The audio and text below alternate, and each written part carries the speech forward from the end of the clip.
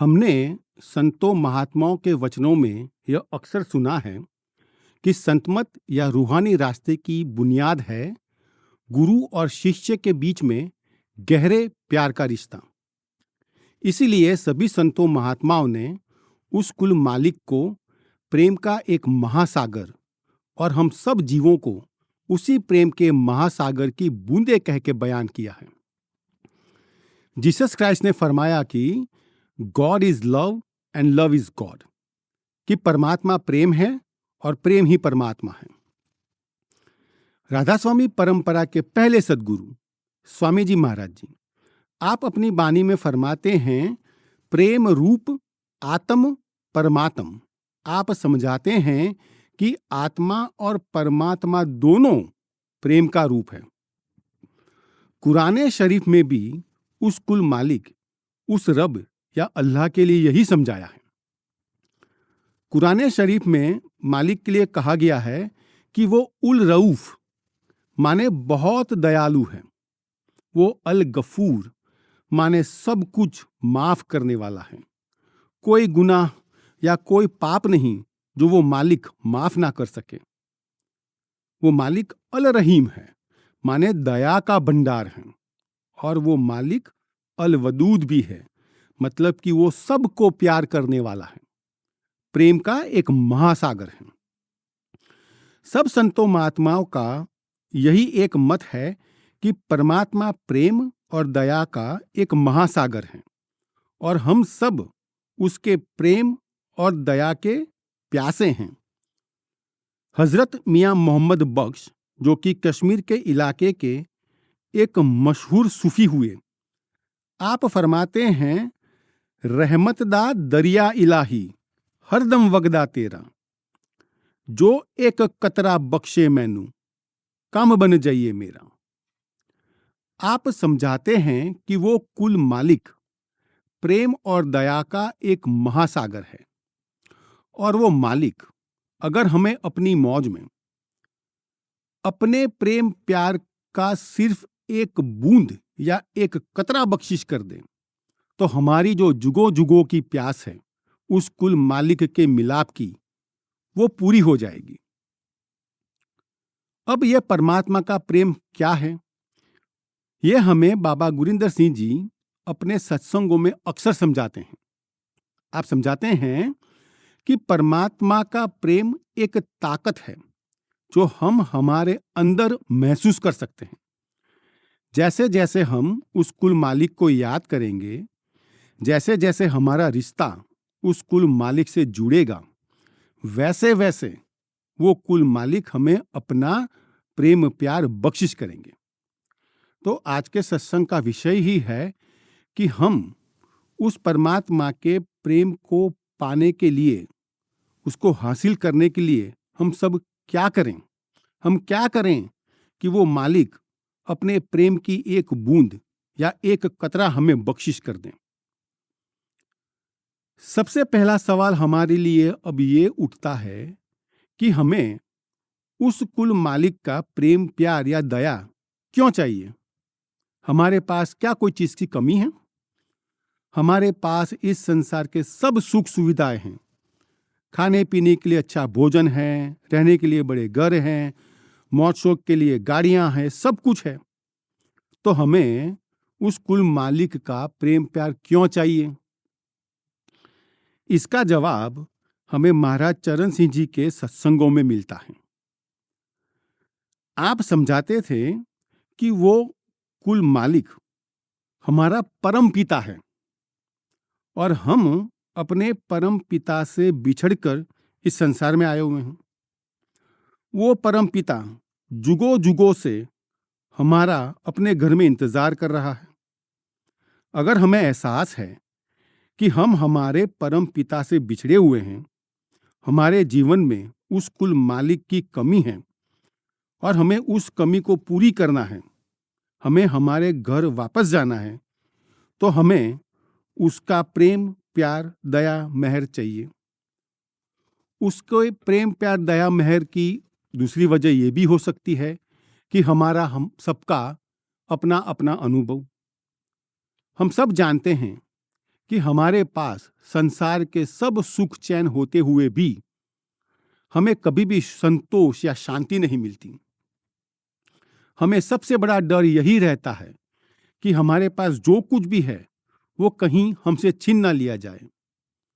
और सबसे बड़ा डर जो है मौत का। हालांकि वो एक अटल सच है कि जिस शरीर को हमने हमारी पहचान बना ली है, हमें इस शरीर को एक दिन छोड़ना पड़ेगा। हमें डर है कि इस शरीर को छोड़ने के बाद हमारा क्या होगा। हमें नहीं मालूम कि इस जन्म से पहले हम कहाँ थे और इस शरीर को छोड़ने के बाद कहाँ जाएंगे। और हमने अलग अलग धर्म ग्रंथों में पढ़ा हुआ है, संतों महात्माओं के वचनों में भी सुना हुआ है कि इस संसार में 84 लाख किस्म के शरीर माने कि जोनियां हैं। यह इंसानी जोनी भी उन जोनियों में से एक है। हम सब इस वक्त इंसानी जोनी में हैं और अपनी आंखों से देख रहे हैं कि बाकी की जो कोई भी जोनियां हैं, जैसे पेड़ों की जोनियां है, जानवरों की जोनियां हैं, जीव जंतुओं की है, उनका क्या हाल है। उनकी अपनी सारी जिंदगी की मेहनत अपने आप को जिंदा रखने में चली जाती है। जानवरों और जीव जंतुओं का क्या हाल है, श्री कृष्ण जी महाराज जी समझाते हैं, जीवस्य जीवस्यम भक्षणाति, कि एक जीव जिंदा रहने के लिए दूसरे जीव को खा जाता है। तो संसार और संसार के जीवों की ये हाल देख के शायद डर के मारे हम अपने घर वापस जाना चाहते हो। वजह चाहे कोई भी हो, हमें परमात्मा के मिलाप और अपने घर वापस जाने के लिए परमात्मा का प्रेम प्यार चाहिए। बिना प्रेम उस कुल मालिक को मिलना असंभव है। तो अब हम सबको अगर उस कुल मालिक से मिलाप करना है, अपने घर वापस जाना है, तो उसका प्रेम प्यार चाहिए। तो उसके प्रेम प्यार को पाने के लिए हम क्या करें? डॉक्टर जूलियन जॉनसन ने सावन सिंह जी महाराज जी को यही सवाल किया कि हम कुल मालिक से मिलाप कैसे कर सकते हैं।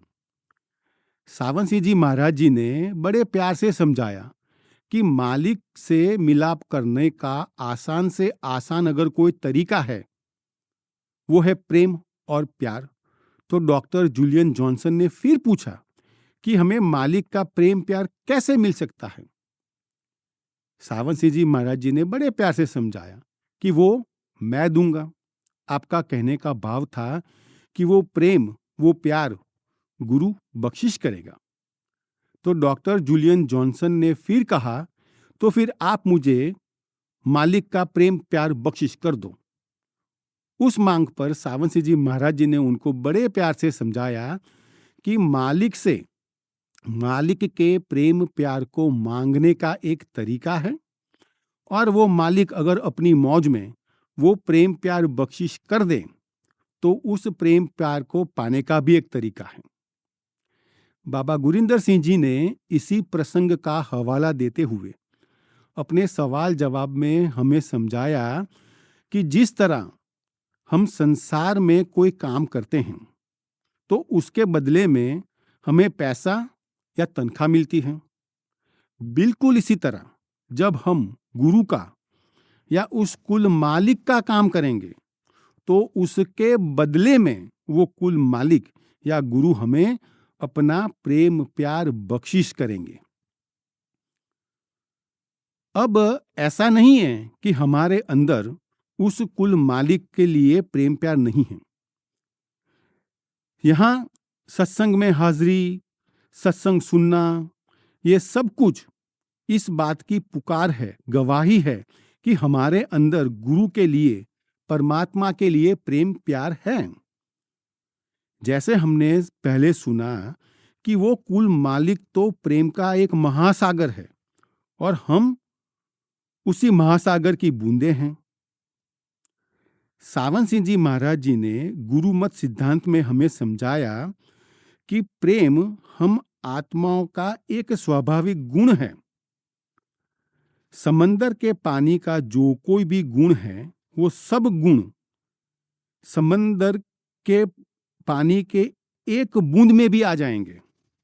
तो बिल्कुल इसी तरह कि हम उस प्रेम के महासागर की बूंद हैं, परमात्मा की अंश हैं, तो हमारे अंदर वो परमात्मा का प्रेम, प्रेम का गुण स्वाभाविक रूप से ही हमारे अंदर है। अब जब हमारे अंदर परमात्मा या कुल मालिक का प्रेम प्यार है, तो हम इसी प्रेम प्यार से उस कुल मालिक से मिलाप क्यों नहीं कर सकते? क्योंकि हमारा जो प्रेम प्यार है वो इस वक्त मलिन माने गंदा हो गया है, और हमारा ये जो मलिन प्रेम प्यार है उसको लेकर हम उस कुल मालिक से मिलाप नहीं कर सकते। अब सवाल ये है कि ये प्रेम प्यार मलिन या गंदा हुआ कैसे? जब हम इस संसार में आए तब हमारा प्रेम प्यार पाक और पवित्र था, क्योंकि वो उस कुल मालिक से जुड़ा हुआ था। हम जुगों जुगों से इस संसार में रह रहे हैं। संसार में रहते रहते धीरे धीरे मन के बहकावे में आकर हमारा प्रेम जो उस कुल मालिक से था वहां से निकलकर वो इस संसार की नाशवान वस्तु में पड़ा हुआ है। हमारा इस वक्त ये हाल है कि हम उस कुल मालिक के प्रेम को भूलकर हर वक्त संसार के किसी न किसी प्रेम प्यार में फंसे हुए रहते हैं। तो संसार के इस प्रेम प्यार ने हमारे जो उस कुल मालिक की ओर प्रेम था उसको मलिन किया हुआ है। अब हमारा काम है कि हमें हमारे इस मलिन प्रेम प्यार को साफ पाक पवित्र बनाना है। हमें इस प्रेम प्यार को संसार से निकालकर परमात्मा में लगाना है। अगर हमें हमारे प्रेम प्यार को पाक साफ करके परमात्मा में लगाना है तो हमारी क्या जरूरतें हैं? सबसे पहले जरूरत है हमें इंसानी शरीर की। जैसे हमने सत्संग में पहले सुना कि 84 लाख किस्म के शरीर है जिसमें हम जीव भटक रहे हैं। 84 लाख जोनियों में सिर्फ एक इंसानी जोनी ही है जिसमें हम हमारे मलिन प्रेम प्यार की सफाई कर सकते हैं। इसीलिए इस जामे को टॉप ऑफ द क्रिएशन कहा गया है। स्वामी जी महाराज जी इंसानी जामे की कीमत समझाते हुए फरमाते हैं, यह तन दुर्लभ तुमने पाया, कोट जन्म भटका जब खाया, कि लाखों जन्म भटकने के बाद हमें यह शरीर मिला है। महाराज चरण सिंह जी हमें इंसानी जामे का महत्व कुछ इस तरह समझाते हैं। आप समझाते हैं कि आत्मा तो जानवरों में भी होती है, आत्माएं तो पेड़ पौधों में भी होती है, लेकिन इस इंसानी शरीर में यह आत्मा सरताज है, उत्तम से उत्तम है, क्योंकि इस जामे में यह आत्मा परम पिता से मिलाप कर सकती है। आप आगे समझाते हैं कि यह इंसानी जामा एक दिन की तरह है और बाकी सारी जो भी जोनियां हैं वो सब एक अंधेरी रात की तरह है। जब तक दिन है, मतलब कि जब तक यह इंसानी शरीर है तब तक परमात्मा के घर पहुंचने का रास्ता हम ढूंढ लें। मौत के बाद जब यह इंसानी शरीर छूट जाएगा, बाद में हम परमात्मा के घर पहुंचने का रास्ता नहीं ढूंढ पाएंगे। तो अब हमें सोच विचार करना चाहिए कि उस कुल मालिक की दया मेहर से हमें इंसानी जामा मिला हुआ है। अब हमें और जरूरत है कोई ऐसे जानकार की जिसको मालूम हो कि परमात्मा के प्रेम प्यार को कैसे हासिल किया जा सकता है।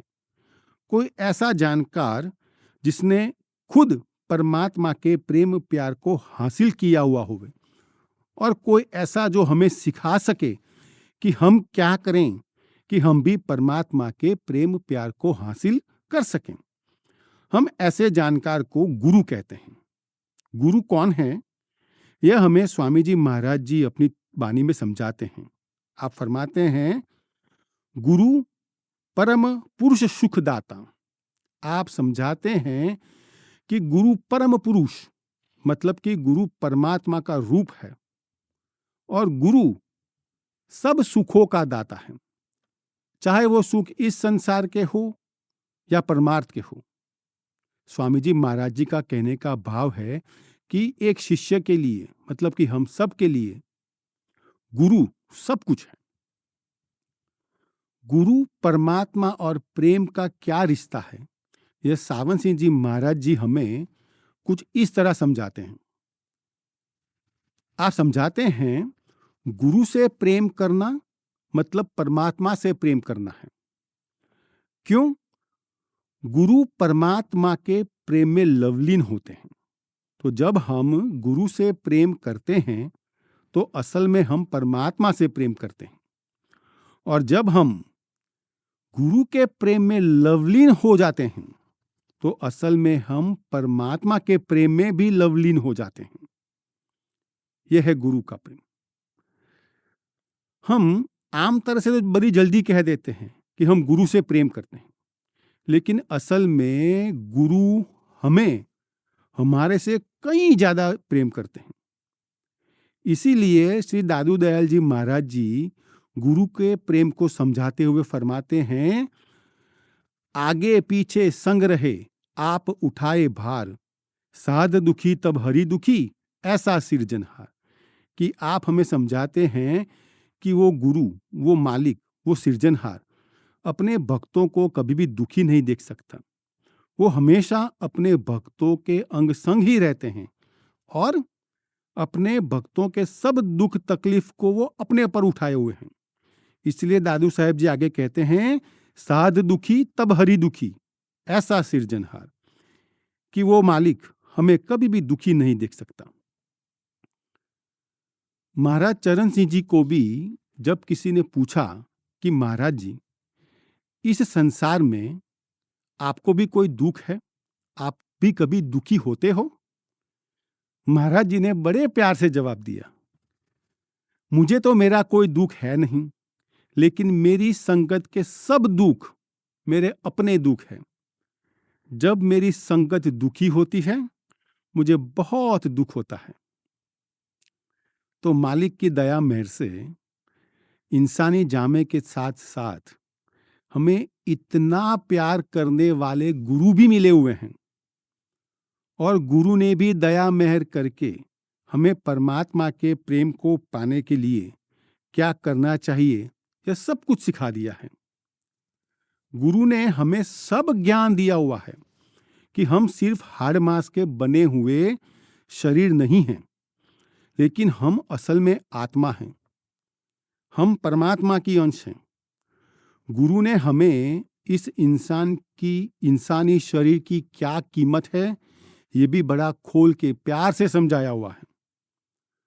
संत मत और परमार्थ का ज्ञान देने के बाद गुरु ने हमें परमार्थ की राह पर चलने के लिए हमें क्या करना है और क्या नहीं करना है यह सब कुछ भी बड़ा खोल के समझाया हुआ है। गुरु ने हमें हमारी रहनी कहनी संत मत के हिसाब से रखने के लिए समझाया हुआ है। गुरु ने हमें समझाया है कि हमें हमारा खाना शाकाहारी रखना पड़ेगा, हमें मांस अंडे किसी भी तरह की जीव की हिंसा से बने से खाने से बिल्कुल परहेज करना है। शराब तंबाकू किसी भी नशे वाली चीज़ों से बचना है। हमें हक हलाल की कमाई खानी है, चोरी ठगी धोखेबाजी से बचना है और एक नेक पाक जीवन जीना है। जब हम संत मत या परमार्थ की राह पर चलने के लिए तैयार हो गए हैं तब गुरु ने अति दया मेहर करके हमें नामदान की बख्शिश की हुई है। नामदान के वक्त गुरु ने हमें सिमरन धून और ध्यान की विधि सिखाई है।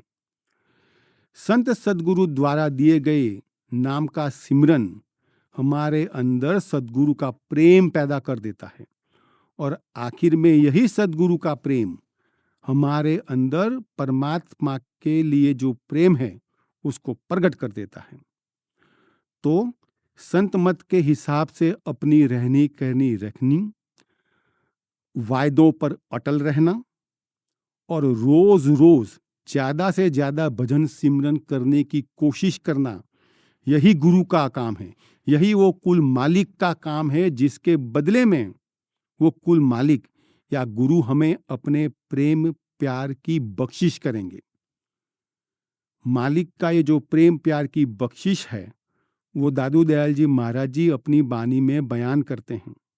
आप फरमाते हैं, बरबर प्याला प्रेम रस अपने हाथ पिलाई, सदगुरु की सदके किया दादू बलबल जाई। आप हमें समझाते हैं कि अगर हम गुरु का हुक्म मान के भजन सिमरन करते चलेंगे करते चलेंगे करते चलेंगे तो वो मालिक जरूर हम पर अपने प्रेम की बख्शिश करेंगे। परमात्मा का यही प्रेम प्यार की बख्शिश है जो हमें संसार के प्रेम से छुड़ाकर परमात्मा के मिलाप के लायक बनाएगा। इसीलिए संत चरणदास जी महाराज जी अपनी बानी में फरमाते हैं, प्रेम छुड़ावे जगत स्यूं प्रेम मिलावे राम, प्रेम करे गति और ही ले पहुंचे हरि धाम। आप हमें समझाते हैं कि सदगुरु द्वारा बख्शिश किए गए प्रेम में वो ताकत है जो हमें संसार के सब बंधनों से निकालकर परमात्मा तक पहुंचा देगी। सदगुरु का दिया हुआ यह प्यार अति कीमती है, कीमत लगानी नामुमकिन है। फिर भी कबीर साहब जी महाराज जी उस प्रेम की कीमत समझाने की एक कोशिश करते हैं। आप फरमाते हैं, प्रेम ना बाड़ी उपजे प्रेम ना हाट बिकाई, राजा प्रजा जे रुचे शीश दे ले जाए। आप हमें समझाते हैं कि ये परमात्मा का प्रेम कोई खेतों में नहीं उगता, ना ही कोई बाजारों की दुकानों में बिकता है कि हम उसको खरीद सकें।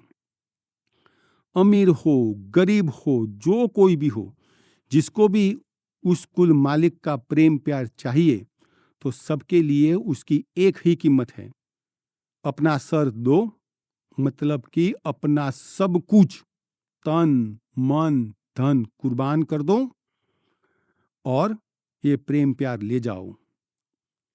गुरु ने हमें जो कुछ भी सिखाना था, जो कुछ भी समझाना था, वो सब कुछ समझा दिया है, वो सब कुछ सिखा दिया है। गुरु संत मत की राह पर चलने के लिए हमारी मदद के लिए हमेशा तैयार है।